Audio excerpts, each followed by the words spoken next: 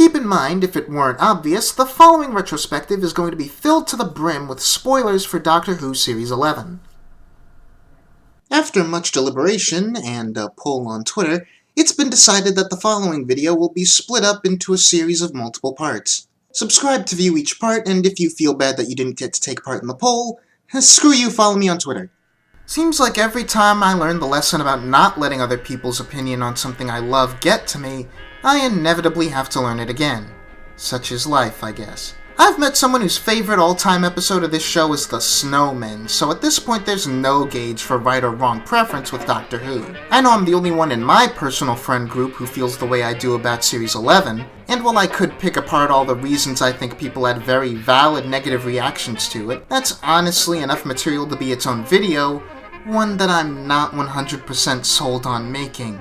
Like, I've already got 4 other videos down the pipeline, at least one of which is still Doctor Who related. I need a break, you guys. I'm generally going to be avoiding the subject of broader fandom like the plague going forward, but with that said, if I see the term SJW used unironically in any comments, they're getting deleted. Instead, this is just going to be a straightforward, retroactive view of the series and my thoughts on it after having sat through it twice. We'll talk about individual stories, our main characters, and my thoughts on Chibnall as showrunner, as well as a few technical items. Consider this a palate cleanser from the plethora of videos being pushed by the YouTube algorithm, earnest or otherwise, about how Series 11 is the nadir of the show and how people are gonna stop watching because it's just so uniformly mediocre. A palate cleanser for me, if nothing else, because I'm sick of those.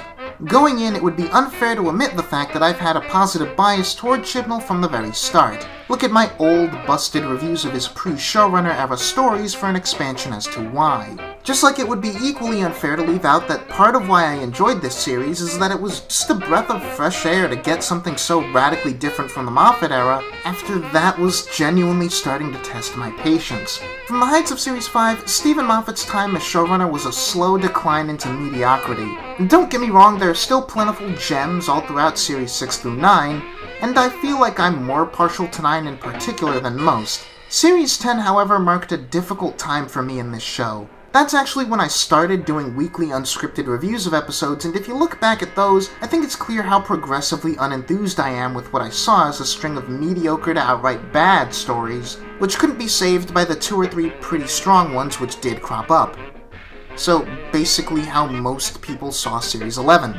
I don't mean to make this into a tribalistic Moffat v. Chibnall type thing, but for the sake of context, I think it's only fair to entertain the likelihood that Series 11 being such a massive change of pace to the styles and formulas of Moffat's time is a big part of why I took to it. In a lot of broad, conceptual ways, this is the series I've always wanted this show to be, and where I hoped Chibnall would go with it. Self-contained, one-off scenarios that each feel different from the last, where the connective tissue between them is long-term character arcs rather than a forced mystery box setup, with a full range of settings, a doctor who's peppy, outgoing, friendly, and in love with the universe, 2 or more companions, and a bit more of a naturalistic, less melodramatic approach to all of the emotional aspects, which I'll expand on momentarily. Minus the occasional pop culture reference and a bit of modern slang, which I will admit is very forced and cringeworthy, as well as maybe certain political aspects of episodes which I feel belong firmly in the 21st century, Series 11 feels to me like it almost could have been written in the 70s, in terms of structure and overall vibe.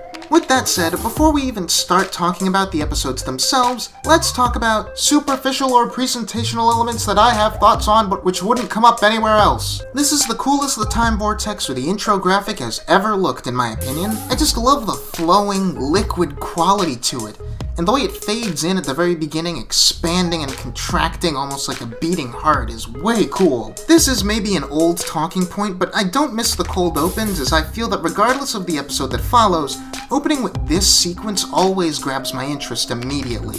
Musically, I feel Murray Gold offered very different kinds of sound depending on the showrunner he was working under, and Segu Nakanola's instrumentation for Series 11 is a departure from both. If there are any themes or leitmotifs unique to the companions, they're hard to spot, which is unfortunate as Rose, Martha, Donna, Amy, and Clara's themes, and all their variations, often lent the show many of its best tracks. Given that Team TARDIS spend so much of their screen time together, I can totally understand not wanting to lump all 3 characters under one musical identity, while at the same time also not not wanting to confuse the audience by having several distinct musical identities cropping up. Instead, leitmotifs are confined to the Doctor, whose theme I for one straight up love.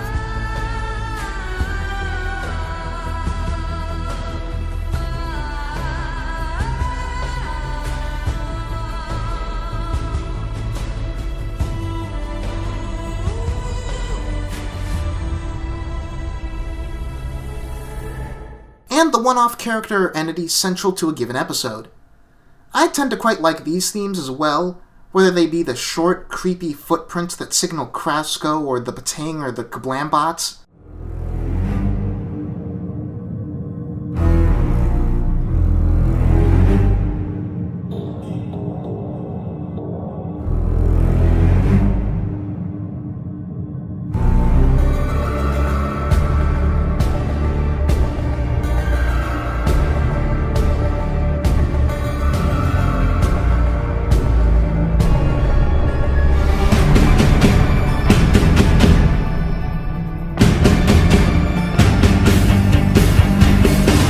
Or classic inspirational Americana type sound for Rosa Parks.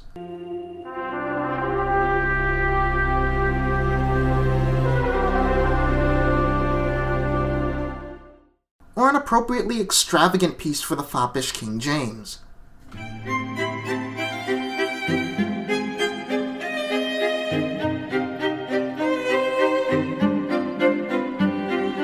The sound feels unique depending on the episode. Rosa sounds different to Saranga, which sounds different to It Takes You Away, which sounds different to Demons of the Punjab. Overall, I just really like the varied and understated kind of vibe that Akinola provides for each of the stories. If nothing else, I think we should all agree to give this guy's efforts an A+. And of course, I can't leave this section without talking about how absolutely freaking gorgeous this series looks. They're not all visual tour de forces? Whatever. The episodes which are heavier on a sci-fi aesthetic in particular tend not to look appreciatively better than the past couple of series. But for the most part, the cinematography of this year leaves all but the best-looking stories from beforehand in the dust. Demons of the Punjab looks better than a lot of theatrically released films. That said, up to now, we've been softballing it. Time to get into the crux of any series, that being my feelings toward individual episodes.